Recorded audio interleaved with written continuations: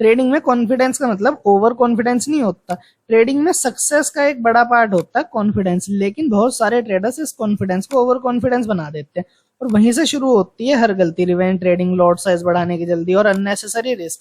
अगर आपके अंदर ओवर कॉन्फिडेंस होगा तो आपको रिवेंज ट्रेडिंग करना भी सही लगेगा कि चलो ठीक है, अभी लॉस हो गया, हो सकता है मैं गलत हो गया हूँ किसी रीजन से, अब मैं एक ट्रेड और लेता हूँ और अपने लॉस को रिकवर कर लेता हूँ। यहीं से आप रिवेंज ट्रेडिंग कर करके कब कैपिटल वाइप आउट कर दोगे पता भी नहीं चलेगा।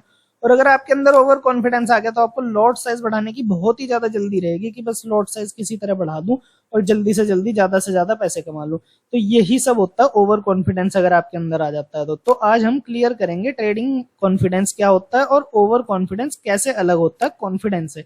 तो कॉन्फिडेंस का मतलब होता है क्लैरिटी प्लस प्रिपरेशन। कॉन्फिडेंस का ये मतलब होता है कि आपको अपनी स्ट्रेटजी, एसएल और एंट्री पॉइंट पे पूरा भरोसा है और मार्केट के हर मूव पे आप रिएक्ट नहीं करते, आप अपने प्लान पे टिके रहते हो और आप अपने प्लान के अकॉर्डिंग ही काम करते हो। Confidence is equal to calm decision, overconfidence is equal to impulsive decision. तो हम ये जानते हैं कि ओवर कॉन्फिडेंस जो है वो शुरू कब होता है। तो ओवर कॉन्फिडेंस शुरू होता है जब आप 2 से 3 ट्रेड जीत कर सोचने लगते हो कि अब तो मैं मार्केट समझ गया हूँ। आप रूल्स तोड़ने लगते हो, एसएल हटा देते हो या फिर लॉट साइज को सीधा ही डबल कर देते हो। आप लॉस के बाद भी एंट्री ले लेते हो बिना कुछ सोचे समझे। ओवर कॉन्फिडेंस का जो एंड होता है ना, वो आपको ये नहीं पता कि वो कितना ज्यादा पेनफुल होता है। ओवर कॉन्फिडेंस का एंड जो होता है ना, वो हमेशा पेनफुल होता है। कॉन्फिडेंस आपको बचाता है और ओवर कॉन्फिडेंस आपको डुबोता है। कॉन्फिडेंस में आप लॉस को एक्सेप्ट कर लेते हो और आपका जो लॉस हो आप उससे सीखते हो, जो कि एक बहुत ही ज्यादा अच्छी चीज है, क्योंकि आप कुछ सीख रहे हो तो फिर आप इंप्रूव कर सकते हो और आगे आप अच्छा कर सकते हो। आप कुछ सीख रहे हो तो वो आपके आगे काम भी आ सकता है।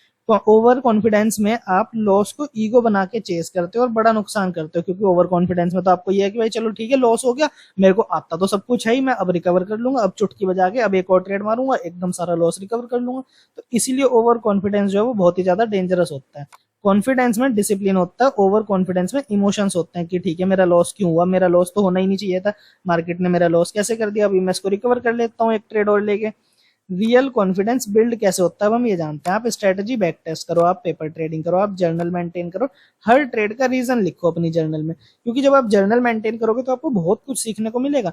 अगर आपने जर्नल मेंटेन कर रखी है और आप उसमें लिख रहे हो तो आपको ये भी पता चलेगा कि आपका जो लॉसेस हो रहे हैं उस लॉसेस के पीछे रीजन क्या है। मतलब आपका जो लॉस हो रहा है वो इस वजह से हो रहा है कि आप डायरेक्शन ही गलत प्रिडिक्ट कर रहे हो। मान लीजिए आपने मार्केट में कॉल लिया, तो आपकी जो डायरेक्शन है वो सही है या गलत है, ये आपकी जर्नली तो आपको बताएगी। आपको जर्नल देख के ये भी पता चलेगा, जैसे मान लीजिए आपने एक जर्नल बना रहे हैं, आप उसमें लिख रहे हैं एक कॉलम आपका है डायरेक्शन का, एक एंट्री का, एक उसमें आप ये ऐसे लिखते हो कि चलो ठीक है, जब आपकी डायरेक्शन सही है तो आप डायरेक्शन भी सही लिखोगे और जब आपकी एंट्री सही है तो आप एंट्री भी सही लिखोगे।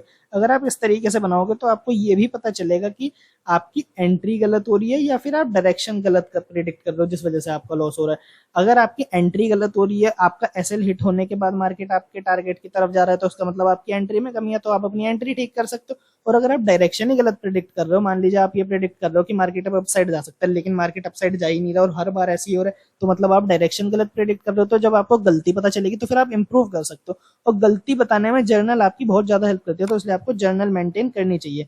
आपका जो रिस्क कंट्रोल है उसको आपको क्लियर रखना चाहिए। जब सिस्टम बन जाता है तब कॉन्फिडेंस ऑटोमेटिक आ जाता है बिना शो ऑफ के। कॉन्फिडेंस का असली टेस्ट लॉस के टाइम होता है, जब मार्केट आपके अगेंस्ट जाए तब भी काम रहना, जब एसएल हिट हो तब भी नेक्स्ट ट्रेड के लिए न्यूट्रल माइंड बना पाना। यही डिफरेंस होता है एक मैच्योर ट्रेडर और एक इमोशनल ट्रेडर में। तो अब हम आ जाते हैं कंक्लूजन पर। तो यहाँ पर हमारा कंक्लूजन ये रहने वाला है कि ट्रेडिंग में कॉन्फिडेंस जो है वो तो काफी ज्यादा जरूरी है, लेकिन वो डाटा, प्रैक्टिस और सेल्फ कंट्रोल से आता है। और ओवर कॉन्फिडेंस में लॉजिक नहीं होता, सिर्फ एजम्पशंस होते हैं। रियल ट्रेडर हर ट्रेड में लर्नर होता है। रियल ट्रेडर जो होता है वो हर ट्रेड से कुछ ना कुछ सीखता है, चाहे उसका प्रॉफिट हो चाहे लॉस हो। जो सोचता है मैं मार्केट को हरा सकता हूँ वो मार्केट में ज्यादा नहीं टिक पाता। Confidence is strength, over confidence is blindness. तो आप कभी ओवर कॉन्फिडेंस के शिकार हुए हो? और आप अगर ओवर कॉन्फिडेंस के शिकार हुए थे तो उसका रिजल्ट क्या निकला, कमेंट में जरूर शेयर करना। नए ट्रेडर्स के लिए एक स्ट्रॉन्ग वार्निंग बन सकती है। तो आज के लिए इतना ही।